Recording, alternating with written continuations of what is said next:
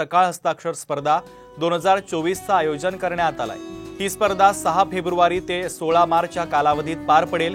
ही स्पर्धा मुंबई, ठाणे, पालघर आणि रायगड या जिल्ह्यातील विविध शाळांमधून पार पडणार आहे। स्पर्धा कालावधीमध्ये मराठी भाषेच्या संदर्भात लेखमाला सकाळमधून दररोज प्रसिद्ध केली जाणार आहे। रोजचा लेख वाचून तो लेख वहीच्या डाव्या पानावर चिटकवायचा आहे आणि वहीच्या उजव्या बाजूला स्वतःच्या सुंदर हस्ताक्षरामध्ये लिहून काढायचा आहे।